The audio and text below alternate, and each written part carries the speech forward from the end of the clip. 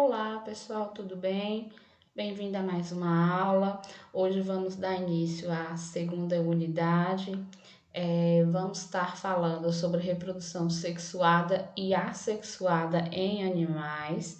Esse material também será encontrado no capítulo 5 do livro de vocês, tá bom?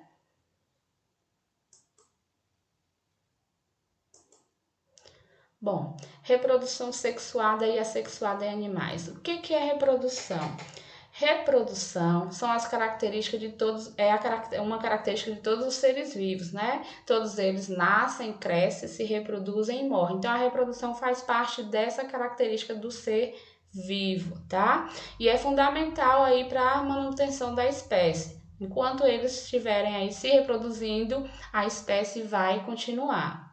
Nós temos dois tipos de reprodução. A reprodução sexuada, né? Que é quando há a união de duas células, masculina e feminina, que chamamos de gameta. Nós temos aqui a imagem, o que chamamos aí de espermatozoide, né? E o óvulo, são esses, a união desses dois vai gerar aí um novo indivíduo. E a reprodução assexuada, que é quando não há, né? Não ocorre a conjunção desses dois materiais aqui. Então, de que forma vai ser essa reprodução assexuada? Uma célula, tá vendo? Vocês podem observar aqui na imagem. Uma célula vai começar o quê? Se desenvolver, ó, um núcleo para cada lado. Em seguida, ela vai se formar aí uma nova célula e essa célula se torna aí um novo indivíduo. Então, essa reprodução é chamada de reprodução assexuada e essa reprodução em que há aí a junção dos gametas feminino e masculino, reprodução sexuada. Bom, aqui nós temos um pouquinho sobre genes. O que é genes, né? Genes, como vocês podem observar aqui na estrutura, nós temos aqui a célula, tá? A estrutura celular. No meio dela nós temos aqui o núcleo. Esse núcleo aqui é onde que vai estar aí concentrado os genes, que é o nosso material genético, tá? Esse material genético vai estar disponível nos cromossomos.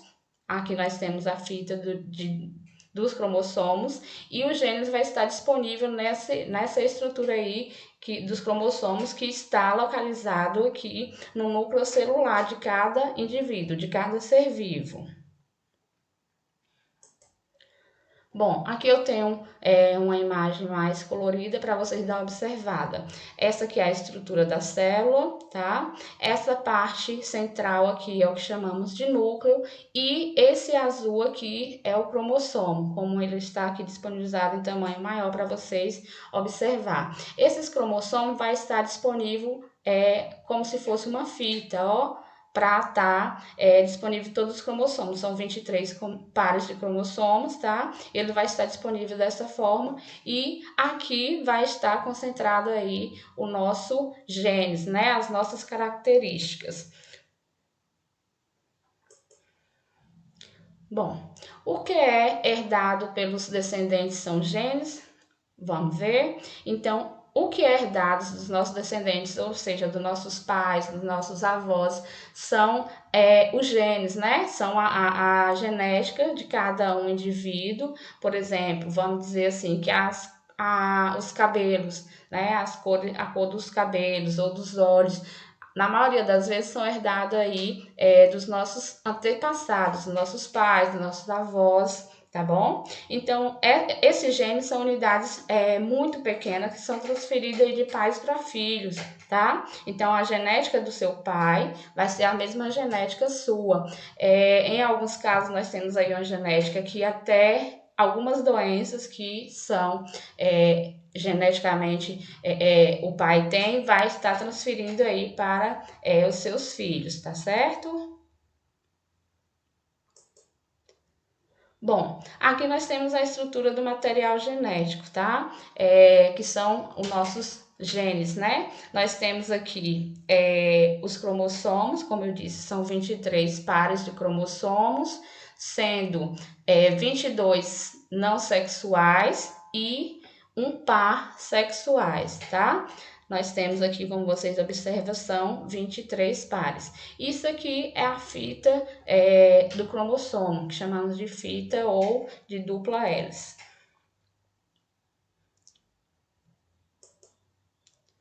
Bem, aqui nós temos um pouquinho sobre mutação genética, o que é a mutação genética. Então, todos os seres vivos possuem o seu material genético, tá certo? Todo e qualquer ser vivo vai possuir o material genético, né? O ser humano, os animais, as plantas, todos eles vão ter esse material genético. Porém, em alguns casos, há uma mutação genética. Mas o que é a mutação genética? Nós temos o DNA e o RNA, e eles produzem algumas proteínas, tá? Para que ocorra a mutação genética, alguma dessas proteínas vai vir com alguma deficiência ou alguma deformação. Aqui embaixo eu tenho a fita, né, dos cromossomos, e temos uma fita normal, em que todo o nosso DNA está normal. A fita tem todas as proteínas com segmentos normais.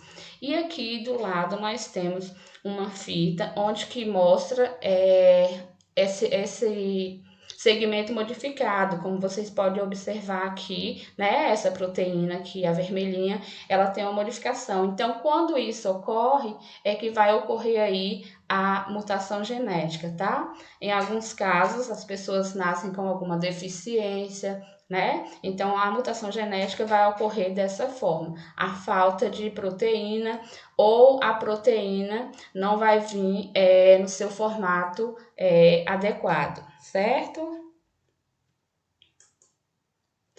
Aqui nós temos a estrutura do RNA e do DNA. Nós temos a fita aqui do RNA, como vocês podem observar, é uma fita única, e temos a fita do DNA, que ela é de dupla hélice, tá? Então, aqui estão as bases nitrogenadas do RNA, que são as proteínas, né? E aqui nós temos as bases nitrogenadas do RNA, que também são as proteínas. A maioria das proteínas são praticamente a mesma. A única diferença aqui no RNA, nós vamos ter aqui a uracila, que é essa daqui, e no DNA nós vamos ter aqui a tinina. E aqui um pouquinho sobre a divisão celular. O que é a divisão celular? Como nós vimos lá no início, né? É um tipo de reprodução, no primeiro slide, né? Que é chamada de reprodução assexuada. Então, aqui é quando ocorre a divisão celular. Então, essa divisão celular é que vai transformar aí, vai criar um novo indivíduo, como a gente viu lá no processo de reprodução assexuada. Aqui eu tenho uma célula, certo? Essa célula começa a modificar, se vocês estiverem observando, vai entender que ela começa a se modificar. O núcleo dela, que é esses traços centrais, aí começa a se desenvolver, se afastar. Aqui a gente já tem 2 núcleos, né, para cada célula, e aqui a célula já se dividiu, formou aí uma nova célula, e essa nova célula vai dar origem aí a um novo indivíduo, certo? E dentro desse núcleo é onde vai estar aí todo o nosso material genético, que acabamos de ver agora. Os genes, né, as características genéticas, os nossos cromossomos, todos vão estar dentro do espaço do núcleo celular, tá certo? Espero que vocês tenham entendido.